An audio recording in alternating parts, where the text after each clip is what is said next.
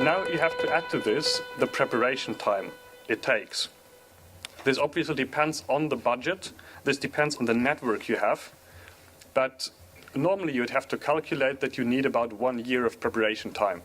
For example, I mean, if you want to build a network, this means you really have to write lots of emails, do lots of phone calls, meet lots and lots of people.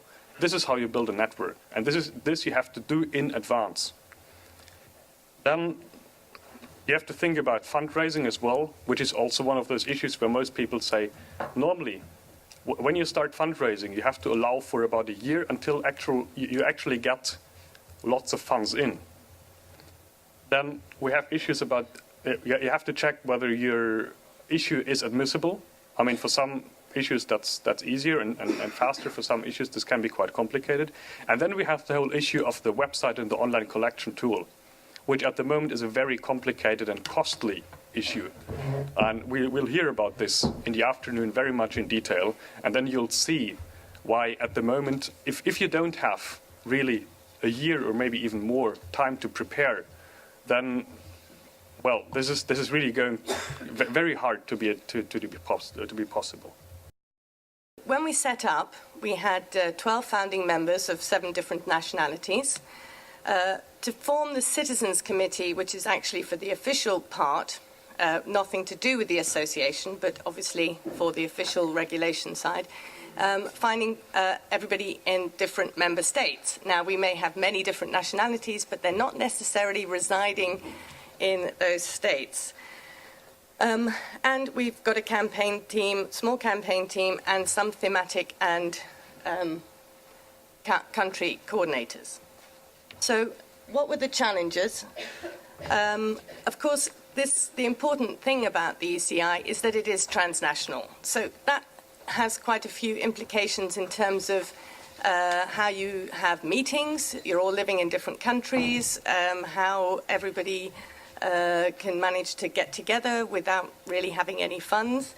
And, of course, agreeing on the exact formulation of the petition. So that was a little bit of a challenge. Understanding the ECI, that's another challenge, because we're just citizens, even if we think we might be slightly above the sort of person in the street. But the concept and the political aspects have to be thought about. And, of course, the technical and legal responsibilities are really quite serious and need to be thought about by the group. So I mentioned one of the challenges were our residency requirements. We had initially 2 people on our Citizens Committee from the Commission. And they, of course, not knowing their internal regulations, their residency must be near where they work, and therefore they were not eligible as for the different country residencies that we needed. As we were a very big group of people, the difficulty had been choosing which 7 to choose, rather than not having enough people to be on the Citizens Committee. So it was very easy to replace them with other members of our association. That would be, so that was no problem, and we thank the Commission for their understanding, and that accounted for the slight delay between our request and acceptance. Since the ECI was accepted, we had a resignation of one of our Citizens Committee. And again, that's sort of something unexpected for personal reasons. So again, no problem in finding the replacement, and that is now, I think, underway. But quite fortunately, we haven't collected any signatures, because had we collected any signatures, that might have posed an additional problem. Who knows? One last challenge, I think, is having the ECI translated into the different languages. As you know, on the official website of the ECI, it is literally 2 paragraphs, and all we have at the moment is it in English, which really I don't think is very helpful to many people that might be looking on the site. And, of course, the biggest challenge is the 1 million signatures, which, well, we'll see how far we get with that. We had not really a funding strategy as such, and this all sounds terribly premeditated and organized and preparation and all the rest of it. But actually, I think in reality, it's something that is much more organic. Because we were already a wide group of people in associations, many associations working on the issues of education, bringing them together under this vehicle of the ECI to work together to establish a platform was really not so difficult. And we have a number of pledge partners that donated €1,000 each.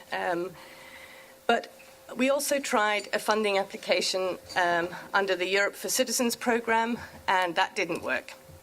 So what was good about that was that it helped us establish new partners and really focused our campaign around a group of citizens conferences, which in fact, in view of the European Year of the Citizen next year, works, I think, very much in tune with everything that we are doing to emphasize the citizen.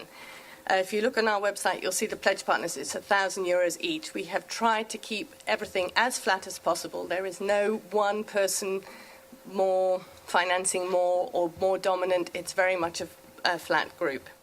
What did we need? What do people who are going to start now, what do they need? First of all, they need people. They need a team. And we think you need a multidisciplinary team. You might need someone who is a legal advisor, but you also need people using online tools. You need people knowing about the subject. So it's a very diverse team. And you need professionals, we believe, and trained volunteers. And of course you need communication tools. And some people say, well, social media, it's very easy. We don't think it's that easy. You need a website, and all these things you need in place before you start to collect. You need a newsletter, and you need a mailing system, and you might need print material.